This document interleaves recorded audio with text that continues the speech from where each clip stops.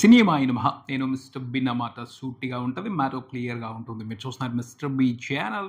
ఈ వీడియోలో మనం మాట్లాడుకుందాం పెరుసు మూవీ రివ్యూ. తమిళ సినిమా నెట్ఫ్లిక్స్లో స్ట్రీమ్ అవుతుంది. ఈ మధ్యనే స్ట్రీమ్ అవటం మొదలుపెట్టిన సినిమా నెట్ఫ్లిక్స్లో చూసుకుంటే ట్రెండ్ అవుతుంది, టాప్లో ట్రెండ్ అవుతుంది. ఈ సినిమా గురించి మంచి డిస్కషన్ నడుస్తుంది సోషల్ మీడియాలోను, చాలా న్యూస్ పేపర్స్లో కూడాను, అలాగే వెబ్సైట్స్లో కూడా ఈ సినిమా గురించి ప్రత్యేకంగా మాట్లాడారు.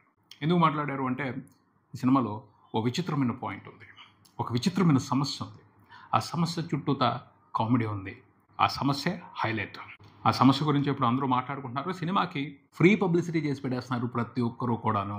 డిఫరెంట్ పాయింట్స్, విచిత్రమైన పాయింట్స్ తీసుకునేప్పుడు ఇదే ఉపయోగం. ఏ సినిమాకైనా సరే ఫ్రీగా పబ్లిసిటీ వచ్చేస్తుంది. ప్రత్యేకంగా పబ్లిసిటీ కోసం ఎక్కువ ఖర్చు పెట్టాల్సిన అవసరం లేదు. ఆ పాయింటే జనాల్లోకి వెళ్తుంది. జనాలే ఆ పాయింట్ గురించి మాట్లాడుకుంటూ సినిమాకి మంచి పబ్లిసిటీ ఇస్తారు.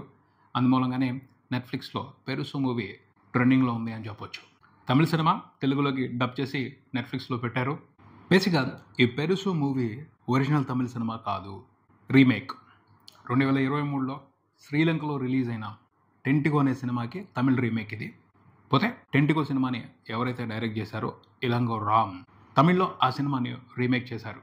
ఇలంగో రామ్ శ్రీలంకన్ డైరెక్టర్ని తీసుకొచ్చి తమిళ ఫిల్మ్ మేకర్స్ తమిళ్లో ఈ సినిమాని తీయించారు. పాయింట్ అంత ఇంట్రెస్టింగ్గా ఉంది, అందుకనే దాన్ని ఆయనతోనే డైరెక్ట్ చేయించారని చెప్పొచ్చు. ఇది చాలా బెటర్ డెసిషన్ అని చెప్పాలి. ఎందుకంటే చాలా సున్నితమైన పాయింట్. అలాంటి పాయింట్ని వేరొకరు అడాప్ట్ చేసుకుని ఆయనలాగా డైరెక్ట్ చేయడం అనేది అన్నిసార్లు కుదరకపోవచ్చు, కొన్నిసార్లు అది మిస్ఫైర్ అవ్వచ్చు. అందుకనే ఆ డైరెక్టర్ చేత రీమేక్ చేయించారు అని చెప్పొచ్చు. తర్వాత చాలామంది ఆ పాయింట్ గురించి బాగా ఇబ్బంది పడిపోతున్నారు మాట్లాడటానికి. ఇలాంటి ఐడియా ఎలా వచ్చింది, ఈ పాయింట్ ఎక్కడ తట్టింది నీకు అని డైరెక్టర్ని కొంతమంది సోషల్ మీడియాలో క్వశ్చన్ చేయడం కనబడతా ఉంది. ఎందుకు రాకూడదు? సినిమా అంటేనే గమ్మత్తైన పాయింట్లు దొరికినప్పుడే ఇంట్రెస్టింగ్గా ఉంటుంది సినిమా, ఇంట్రెస్టింగ్గా ఉంటుంది ఎంటర్టైన్మెంట్. ఆ డైరెక్టర్కి అలా వచ్చింది. ఎక్కడో చూసుంటాడు, ఎక్కడో తట్టు ఉంటుంది.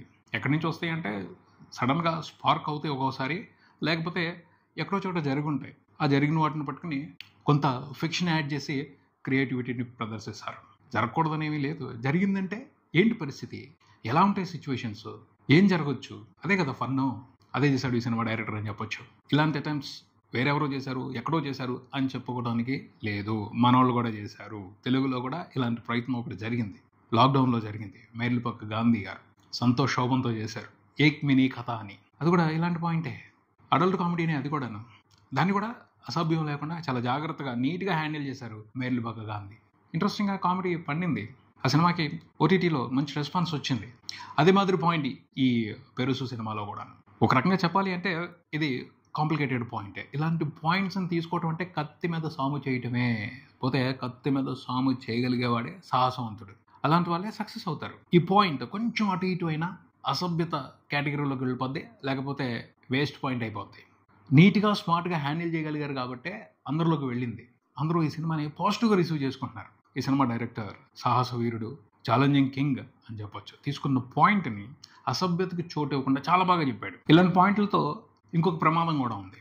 ఆ ప్రమాదానికి ఎటువంటి అవకాశం లేకుండా ఈ సినిమాని డైరెక్ట్ చేశాడు ఇలంగో రామ్.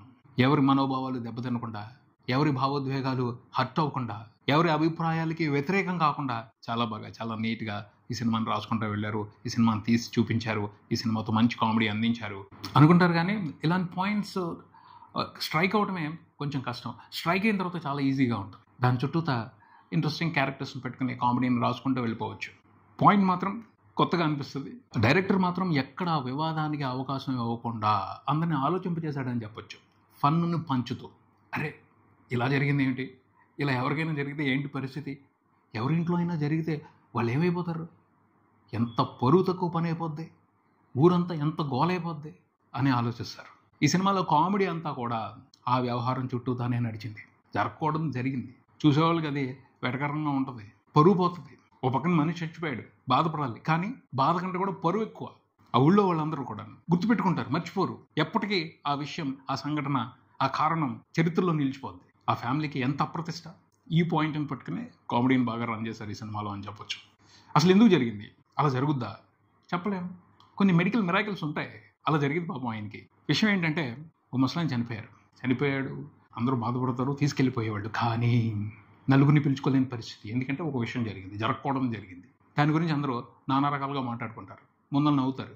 ఏం జరిగింది అంటే, ఆ ముసలాయన చిలిపి కృష్ణుడు, కొన్ని చిలిపి పనులు ఉన్నాయి, చిలిపి వ్యవహారాలు ఉన్నాయి. ఆయన లైఫ్ అయింది, ఆయన ఇష్టం అయింది, ఆయన ఎంజాయ్మెంట్ అయింది. ఆ ఎంజాయ్మెంట్ ప్రాసెస్లో భాగంగా ఓ పొరపాటు చేశాడు, ఆ టైంలో చనిపోయాడు. అందరికీ దొరికిపోయాడు గట్టిగా. ఎలా దొరికిపోయాడు అనేది గమ్మత్తైన విషయం. నేను ఇక్కడ సస్పెన్స్ఫుల్గా చెప్తున్నాను, ఎందుకంటే ఓపెన్ చేసి చెప్పలేక. సినిమా స్టార్ట్ అవ్వగానే క్లియర్గానే చెప్పేస్తాడు జరిగింది ఇది అని. దాని మీదే కథ అంతా నడుస్తూ ఉంటుంది. కానీ ఆ పాయింట్ని పట్టుకుని క్యారెక్టర్స్ అన్నీ కూడా గజిబిజి అయిపోతాయి, గందరగోళం పడిపోతాయి. ఆయనకి 2 కొడుకులు, కోడళ్ళు ఉన్నారు. ఆ ముసలాయనకి భార్య ఉంది, భార్య చెల్లెలు ఉంది. వీళ్ళందరికీ ఆయన అంటే అభిమానం. కానీ చనిపోయినప్పుడు ఆ చనిపోయిన పరిస్థితి ఆ అభిమానాన్ని అనుమానంలో పడేసింది. హీరో ఫ్రెండ్ క్యారెక్టర్ అంటాడు, నిజంగా చనిపోతే మీ నాన్నలాగా చనిపోవాలరా మాస్ అని. నిజంగా అలా చనిపోవాలని మాత్రం ఎవరు అనుకోకుండా జరిగింది. సో ఆ విషయం బయటికి తెలియకూడదు, ఊళ్ళో వాళ్ళకి తెలియకూడదు, ఎవరికి తెలియకూడదు. అది తపన. మనిషి చనిపోయిన తర్వాత వీళ్ళు విచిత్రంగా బిహేవ్ చేస్తుంటే, జరిగిందాన్ని కనపడకుండా దాచిపెడుతుంటే అనుమానాలు వస్తాయి కదా. వాటిని బయటికి తీయాలని తాపత్రయపడే క్యారెక్టర్స్ వస్తాయి కదా. అసలు ఇంటి చుట్టూతో చాలామంది ఉంటారు.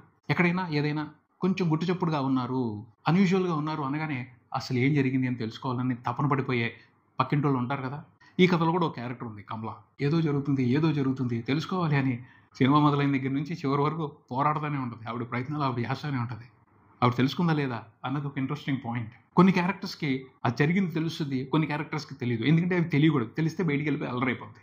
సో ఈ గందరగోళంతో, ఈ గజిబిజితోనే అంత కామెడీ నడుస్తూ ఉంటుంది. బట్ ఫైనల్గా ఏమైంది, ఎలా మేనేజ్ చేశారు, చివరికి అంతిమ సంస్కారాలు ఆ ముసలాయనకి ప్రశాంతంగా జరిగాయి లేదా తెలుసుకోవడమే సినిమా. ఇంట్రెస్టింగ్గా ఉంది పాయింట్. ఆ ఇంట్రెస్టింగ్ పాయింట్ని ఆసక్తి తగ్గనివ్వకుండానే కథనంతో రన్ చేశారని చెప్పొచ్చు. క్యారెక్టర్స్ అన్నీ కూడా అమాయకమైన పాత్రలు. ప్రతి క్యారెక్టర్ మంచి కామెడీని క్రియేట్ చేస్తుంది. మన కోదండరామరెడ్డి గారు, డైరెక్టర్ కోదండరామరెడ్డి గారు అబ్బాయిలు సునీల్ అండ్ వైభవ్ సినిమాలో కూడా అన్నదమ్ముల్లాగా యాక్ట్ చేశారు, చాలా బాగా యాక్ట్ చేశారు. వాళ్ళిద్దరూ వాళ్ళ వీళ్ళ మీద ఇంట్రెస్టింగ్గా నవ్వించారని చెప్పొచ్చు. డిఫరెంట్ క్యారెక్టర్స్ ఇద్దరు ఆ క్యారెక్టర్స్ తగ్గట్టు ఇన్వాల్వ్ అయ్యి చాలా బాగా యాక్ట్ చేశారు, బాగా నవ్వించారు. సీన్లోకి వచ్చిన ప్రతిసారి సిచ్యువేషన్కి తగ్గట్టు ప్రతి క్యారెక్టర్ ఆసక్తికరంగా నవ్వేస్తుందనే చెప్పొచ్చు. విటివి గణేష్, రెన్ కింగ్స్లీ వారి పాత్రలకు తగ్గట్టు బాగా నవ్వించారు, హాయిగా నవ్వించారని చెప్పాలి. తర్వాత ముసలాయనకి తమ్ముడు క్యారెక్టర్ వస్తుంది. ఆ క్యారెక్టర్ వచ్చిన తర్వాత జరిగే గందరగోళం ఇంకొంచెం ఇంట్రెస్టింగ్గా ఉంటుంది. ఆ ఎలిమెంట్స్ అన్నీ కూడా ఇంట్రెస్టింగ్గా వర్కౌట్ అయ్యాయి. మంచి ఫన్ క్రియేట్ అయింది, మంచి ఎంటర్టైన్మెంట్ని ఎంజాయ్ చేస్తాం. ఎమోషనల్ పోర్షన్స్ కూడా ఉన్నాయి, కానీ అవి లైట్గా ఉన్నాయి. ఖచ్చితంగా ఈ సినిమాని చూసిన తర్వాత ఆ వ్యవహారం చూసి అందరూ బలగం సినిమాని గుర్తు తెచ్చుకుంటారు. కాకపోతే బలగం సినిమా వేరు, ఈ సినిమాలో ఉన్నది వేరు. అక్కడ జరిగింది వేరు, ఇక్కడ జరిగింది వేరు. ఇక్కడంతా టోటల్ కామెడీ, ఫన్, జస్ట్ సరదాగా కాసేపు చూసుకుని నవ్వుకుని టైంపాస్ చేసుకోవడానికి అయితే ఈ సినిమా బెస్ట్ చాయిస్ అని చెప్తాను. కాకపోతే అడల్ట్ కామెడీ, ఏ రేటింగ్ సినిమా పిల్లలతో చూస్తే కొంచెం ఇబ్బందిగా అనిపిస్తుంది. పిల్లలు లేకుండా పెద్దలు మాత్రమే చూడాల్సిన సినిమా, పెద్దలకు మాత్రమే సినిమా ఇది. నెట్ఫ్లిక్స్లో స్ట్రీమ్ అవుతుంది, పెరుసు. ఇదే ఇక్కడికి మరో వీడియోతో మళ్ళీ కలుద్దాం. ఈ వీడియో మీకు నచ్చితే లైక్ చేయండి, మీ ఫ్రెండ్స్తో షేర్ చేసుకోండి, మీ అభిప్రాయాన్ని కామెంట్ చేయండి, ఈ ఛానల్ని సబ్స్క్రైబ్ చేయండి. నేను mister B, keep watching mister B channel. Thank you.